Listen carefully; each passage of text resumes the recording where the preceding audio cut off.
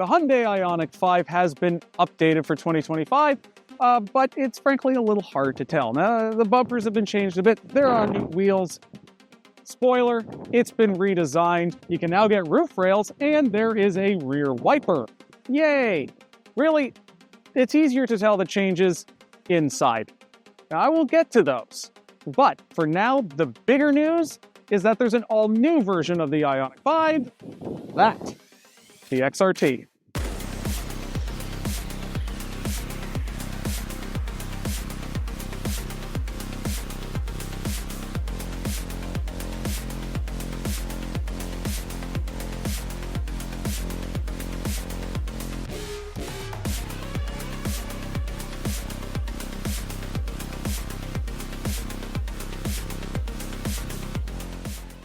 So, changes to the interior. This center console, it still slides, but it's been redesigned.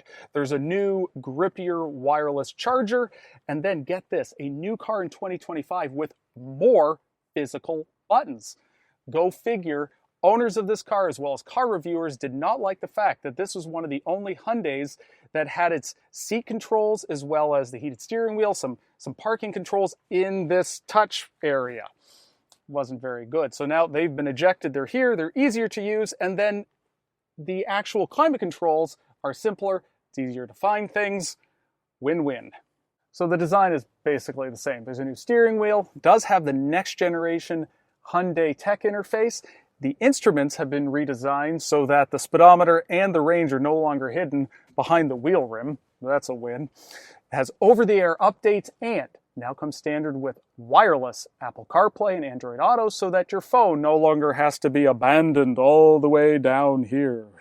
Now, as for the rest of the Ioniq 5 line, when you're actually driving on road, it is just as impressive as it's always been. Smooth, quiet, comfortable, great handling. But there are some key differences specifically to charging and the battery.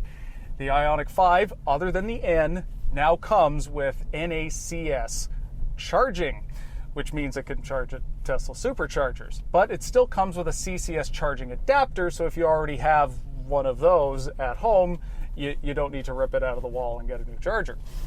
Ultimately, this is a pretty tidy, successful mid-cycle refresh of what was already a very impressive car, and then the XRT just adds a little more variety, and who's going to complain about that? Now, the other key difference is that this will now be built in Georgia. Now, that's going to open the door to federal tax credits in the United States once the battery factory opens also in the United States. But whether you'll be ever able to get them, well, I guess that has to depend on what they do in Washington. So like other XRT Hyundais, this is the off-road-ish version of the Ioniq 5. Now the XRT stands for Extreme Rugged Terrain. It can't be that too extreme though, because this only has 7 inches of ground clearance, which is not even an extra inch beyond the regular car. A forest or wilderness, this is not. But it does have unique suspension tuning. It has improved approach and departure angles. It does have tow hooks if you do get a little too extreme, and obviously it does look different from that. You get unique wheels that are inspired by old school black Steelies. They're wrapped in all-terrain rubber, and then there is black plastic body cladding, which has long been a trope of off-roadish versions of vehicles, think the Subaru Outback. But you look closer and you touch closer, and it's this textured kind of Minecraft Tetris-y feel. Looks pretty cool. But I hope you like it, because it's everywhere on this car. Inside the XRT, this is a mid-grade trim level, so you don't have the soft pleather on the doors. The general look and feel isn't as high quality, but you do have more rugged floor mats and special XRT badging on the seats and on the doors. Now, how about driving the XRT? Well, this is obviously not a rock crawler. Rivian has nothing to fear. But if you are on a rocky, sandy trail such as this one, well, yeah, this is clearly much better suited to this type of trail than just the regular Ioniq 5, which honestly I don't think you would ever consider going on. You can actually have some fun and it gets the job done. But, oh, if you hit the bottom like I just did, this does not have any extra underbody protection on it. Now, Hyundai's engineers did consider that, but ultimately determined that the underbody protection of every Ioniq 5 is so robust that it actually wasn't necessary. So we'll just take their word for it that the battery is well protected when you kind of bottom out like I just did, because remember, 7 inches of ground clearance is not a lot for anything that's kind of off-road oriented.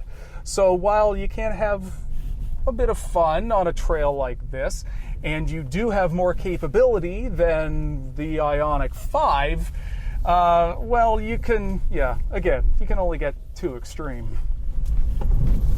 But you can slide around a bit, that's fun.